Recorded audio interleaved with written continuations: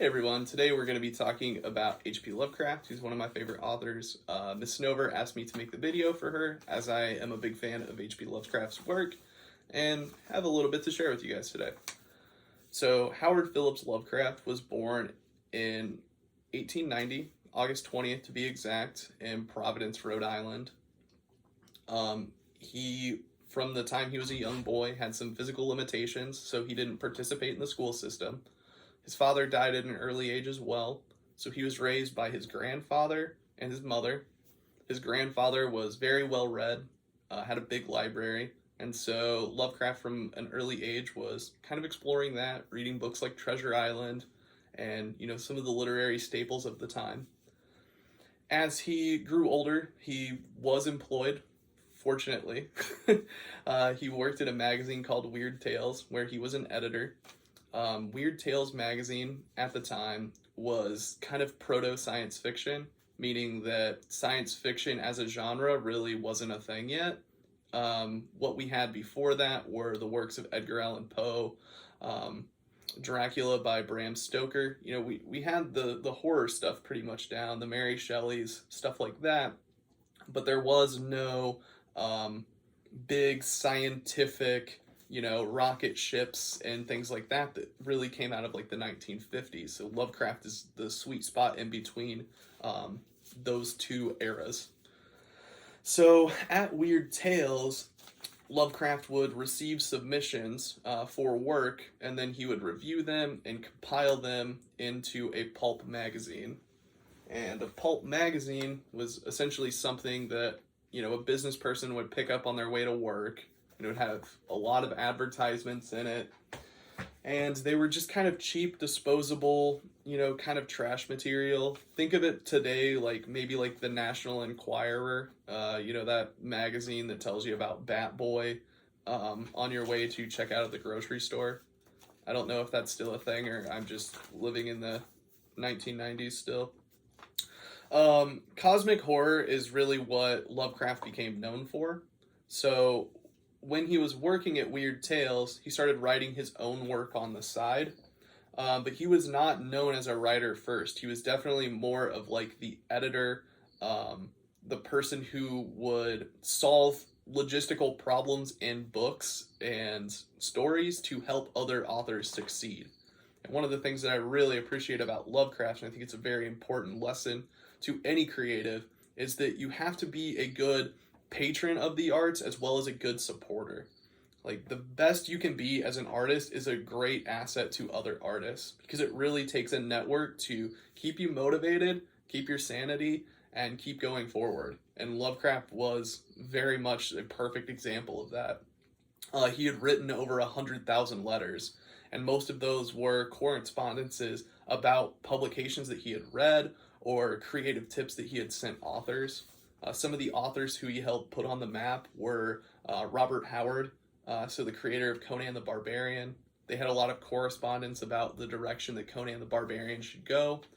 And then Ray Bradbury was influenced by H.P. Lovecraft, the author of Fahrenheit 451, who was also published in Weird Tales magazine.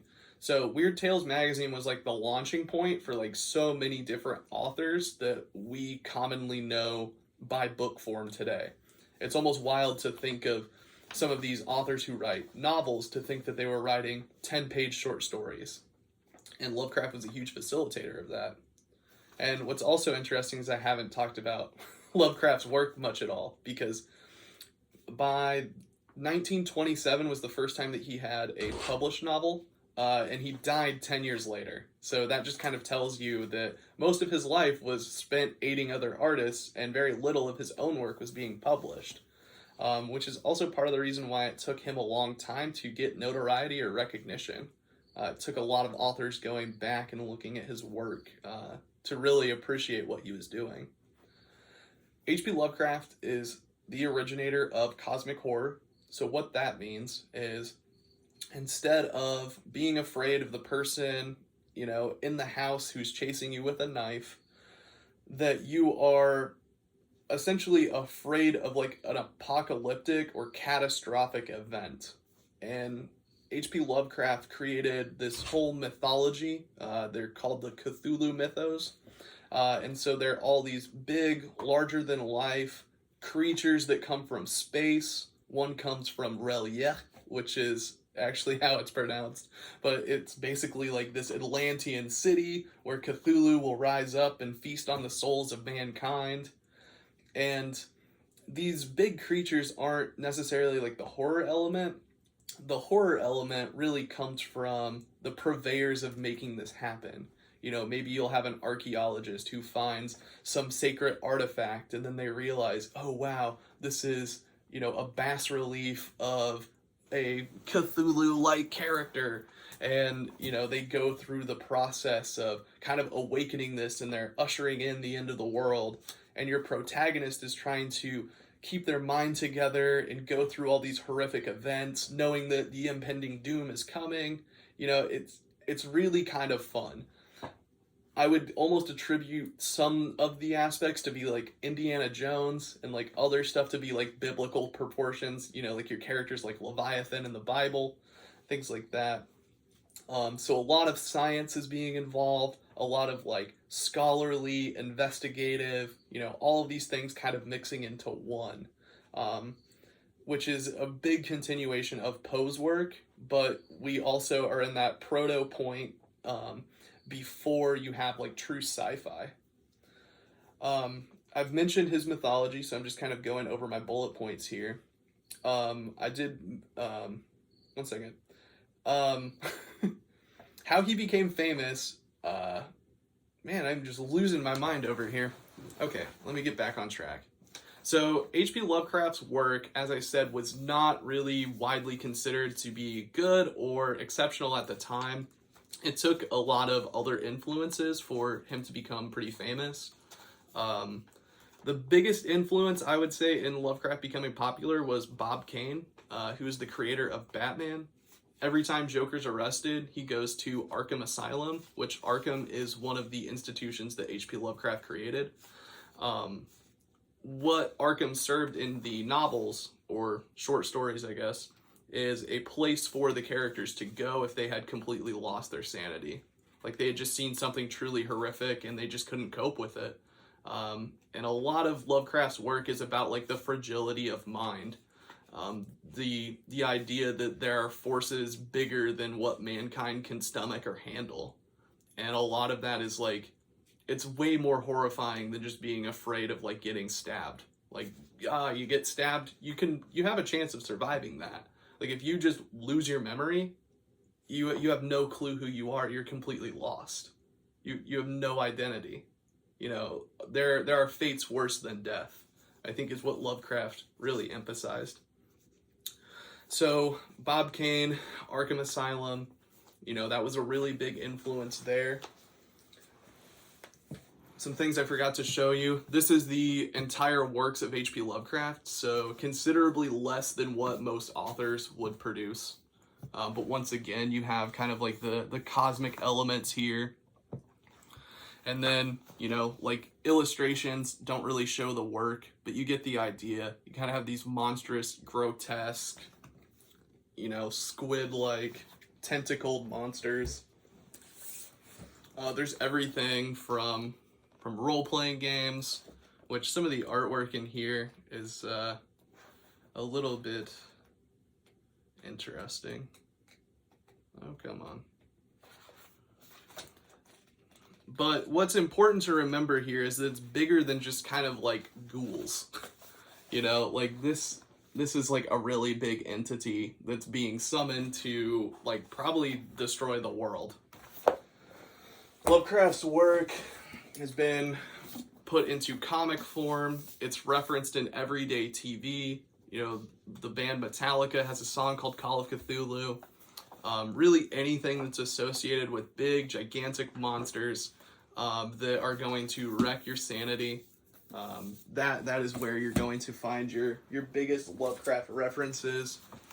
Hellboy, that's a pretty popular work at this point, so Hellboy right here. I think you've probably all seen the movie. It's a little bit dated now, but angles.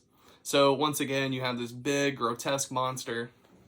And yeah, that's not the complete summary of his work. I feel like I'm missing some big points here.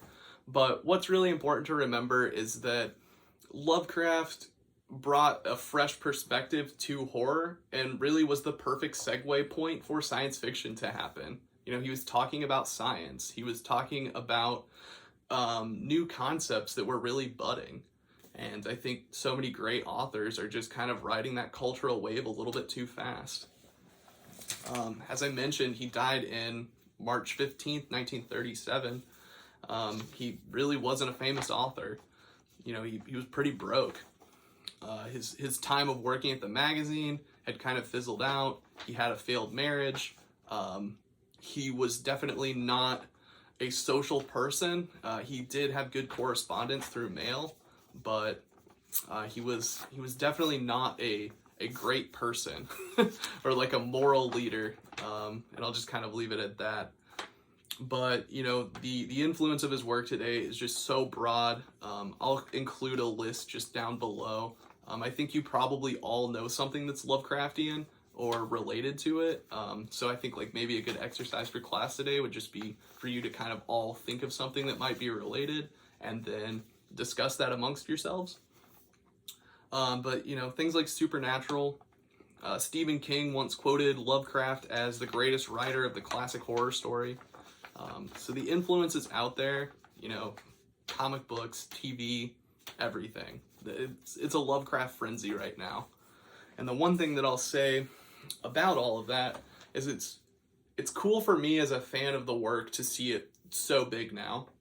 But at the same time, it's really stripped away from what Howard Phillips was trying to create in his stories.